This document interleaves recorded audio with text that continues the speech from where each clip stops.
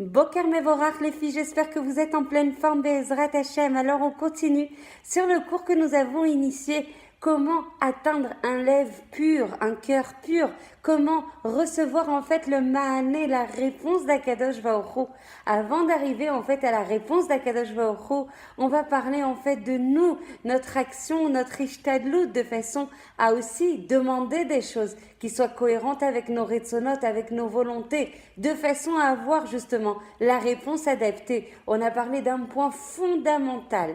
Plus on vibre, plus on se réchauffe, plus on fait vibrer les forces de la Gdusha, plus on fait fuir les forces de la Toum'a, et plus le cœur se purifie, et plus du coup, on peut être un Kéli, on peut être un réceptacle pour recevoir les Yeshuot, pour recevoir les Tshuvot d'Akadosh Baruch Hu, pour recevoir la Siyata d'Ishmaya Be'ezrat Hashem.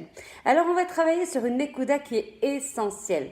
Nachon, que beaucoup d'entre nous, on veut changer. Nachon, il y a un koar comme ça, les Itratshut, les Shanot, les Chaper, de se renouveler, de progresser, de changer. Une personne en fait en général, dans sa vibration de vie, dans sa vitalité, dans son quotidien, elle veut changer. Soit elle est arrivée en fait à une situation où elle est tellement dans l'extrême inverse de ce qu'elle veut, donc du coup ça la presse, ça la met en étau dans une situation pour qu'elle puisse en sortir, et même ça c'est pour le bien. Soit justement tout est flat, tout manque de relief, tout manque de couleur, tout manque de vibration, alors je veux changer. Alors en fait, il y a une Nekuda qu'on va apprendre aujourd'hui qu'il faut intégrer à tout prix et qui va nous donner, si on l'intègre, une chance incroyable. Be'ezrat Hashem, une chance incroyable de toucher pourquoi des fois on a envie, on a vraiment envie de changer, mais on ne passe pas à l'action. Et si on ne pense pas à l'action, si on ne fait pas le minimum de Ishtadlut, vous le savez toutes, alors comment vous voulez qu'Hachem nous envoie ce dont on a envie? Si nous-mêmes on ne commence pas l'action, si nous-mêmes on ne fait pas le minimum en fait de Ishtadlut possible pour y arriver. En fait, il y a un prérequis, un postulat de base qu'il faut absolument intégrer et intérioriser.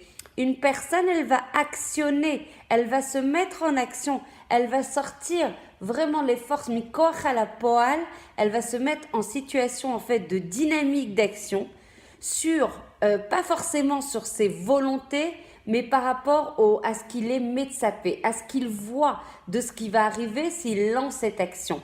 Pas forcément ce qu'il a envie, ce qu'il n'a pas envie, à quelque chose en fait qui va définir des tsipiotes, des attentes, des résultats qu'il imagine avoir par rapport à ses actions. En fait, on veut tous plein de choses dans tous les domaines, que ce soit gashmi, matériel, ou que ce soit ruchani, spirituel.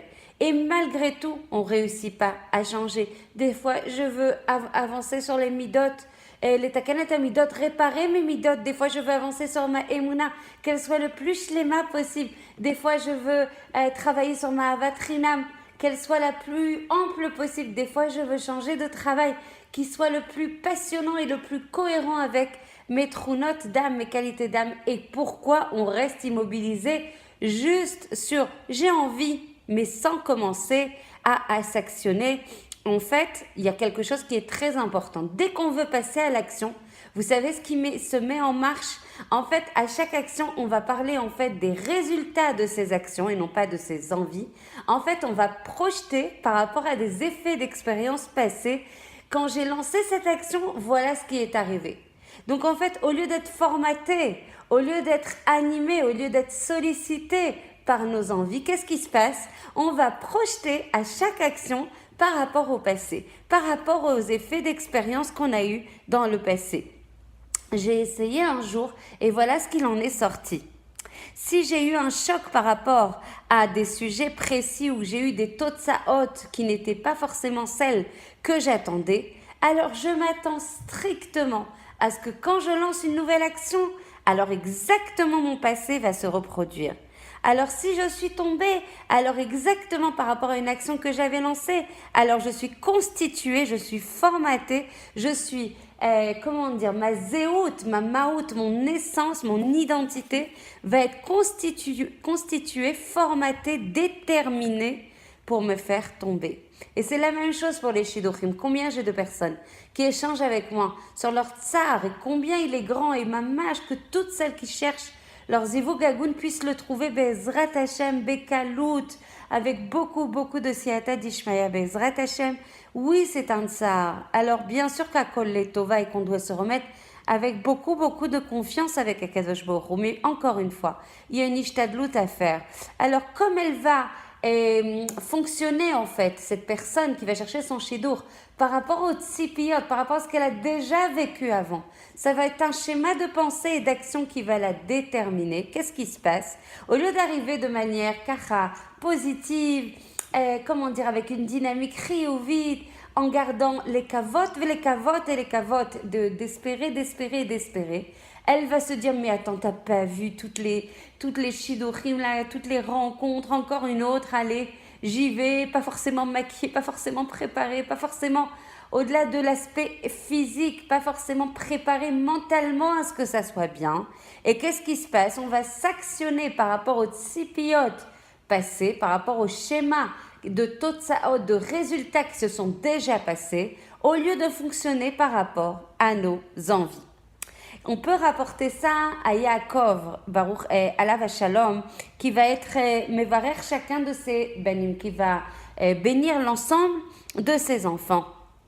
Alors il va, avant de mourir, lui envoyer en fait un messer, notamment à Réhouven, et il va lui dire des choses qui sont un peu bikortim, qui sont un peu critiques de façon à le faire avancer. Et on va se poser la question, mais pourquoi il attend le jour de sa mort, juste avant de mourir, pour partager avec lui ce messer, ce qu'il veut lui transmettre. Et en fait, dans le Sifri, qui est un des midrash très anciens, il dit que s'il l'avait touché dans un point critique par rapport à ce qu'il aurait fait de mal, à quelque chose auquel il n'aurait pas été en rencontre, en cohérence avec les attentes de Yaakov, alors s'il lui avait dit comme ça, alors il serait tombé encore plus bas que ce qu'il aurait pu faire.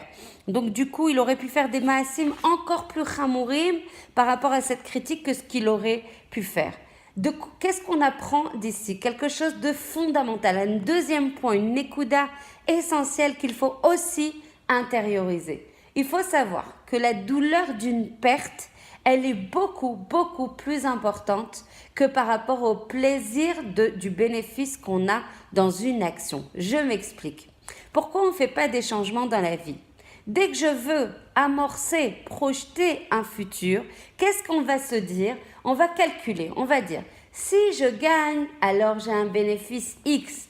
Par contre, si je perds, par contre, si je tombe, par contre, si je suis frustrée, par contre, si c'est un échec, alors c'est pas le plaisir, c'était X, alors c'est 2 fois Kafoul X. C'est beaucoup plus important la douleur de l'échec que ce que je vais gagner en rêvard si je réussis. Et du coup, qu'est-ce qui va s'activer? J'ai plus de force. J'ai plus de réchec à m'actionner. J'ai plus de moteur à m'actionner parce que ça me fait peur, cette douleur de l'échec qui est beaucoup plus importante que le bénéfice du gain. Donc du coup, je me suis pas, comme on est constitué aussi de terre, de afar, qu'on est vraiment sur la terre, que la terre c'est kaved. Alors j'ai pas de force pour faire des choix actifs. Je reste immobilisée dans des choix passifs, advienne que pourra. Imirtse Hachem, combien j'ai de femmes qui me disent dans les consultations que je propose, Imirtse Hachem, bêtard que tout dépend du ratson d'Akadosh Baruch Hu, de permettre ou de pas permettre. Alors si toi tu te bouges pas et que nous on attend des maanés, des réponses et des tchouvot et de la siyata d'Ishmael, si nous on bouge pas, si nous on n'y croit pas, il n'y a rien qui bloque plus la Yeshua d'une personne. Il n'y a rien qui peut être plus chosem, la Yeshua, la délivrance d'une personne, que le fait qu'elle n'ait pas de Emouna en elle-même, qu'Hachem ou Maazin, qu'Hachem ou Makshiv, qu'Hachem il écoute toutes ses prières. Et non seulement il écoute, qu'il soit raouille ou qu'il soit pas raouille. C'est-à-dire qu'il est, comment on dit raouille? Ah là là, qu'il puisse être adéquat par rapport à l'écoute de sa prière, par rapport à ces maasim ou pas. Je suis désolée, l'hébreu prend la place du français. J'essaye. Mishtadelet kama sheyoter. J'essaye autant que possible de vous faire passer ces cours-là en français. Mais mon cœur, il est en hébreu. Voilà. Baruch Hashem. Alors, essayez de bosser l'hébreu, comme ça on se retrouve bientôt en hébreu tout ensemble. Voilà, c'était une petite parenthèse, mais ça devient de plus en plus compliqué de trouver les bons mots et de les traduire. Donc, des fois, on va se retrouver dans une situation, on a envie de faire quelque chose, mais j'ai plus de force parce que j'ai peur justement de l'échec. Parce que la douleur, elle va être beaucoup plus importante que le fait de gagner. Donc, des fois, on n'est pas très bien dans une situation précise, mais le fait de prendre une décision active pour transformer la chose, le fait de prendre des risques, alors ça, le fait de changer de comportement, le fait de se transformer, de sa vie, de projeter une vie différente, alors là, on n'a pas de force et on reste dans une chigrin, dans une routine qui ne nous satisfait pas, qui ne nous remplit pas et on attend. Et on attend, regardez le paradoxe de l'histoire, et on attend des tchouvot, et on attend de la Siyata Dishmaya, et on attend une résonance, un écho de la part d'Akadosh Baruch Hu. Si on veut vraiment changer notre vie, si on veut vraiment se mettre dans une dynamique d'action, si on veut vraiment profiter de chaque instant dans son essence de notre vie, de façon cohérente avec nos volontés et non pas ce qu'on a vu déjà dans le passé, alors du coup, Bezrat Hashem, on comprendra qu'il faut vraiment se mettre en action et se mettre en situation de l'écavote, c'est-à-dire d'espérer.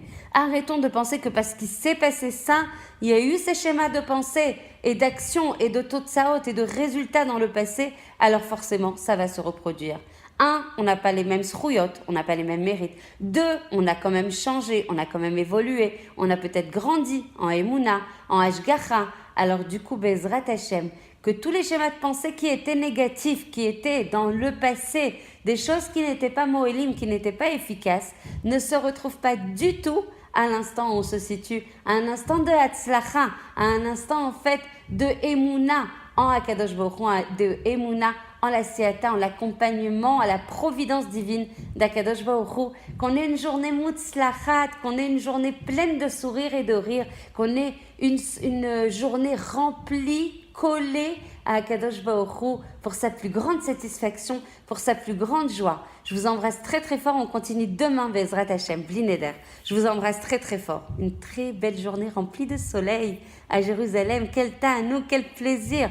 Kamat sarich leodot, elle sait combien on doit remercier pour ça. Je vous embrasse très très fort.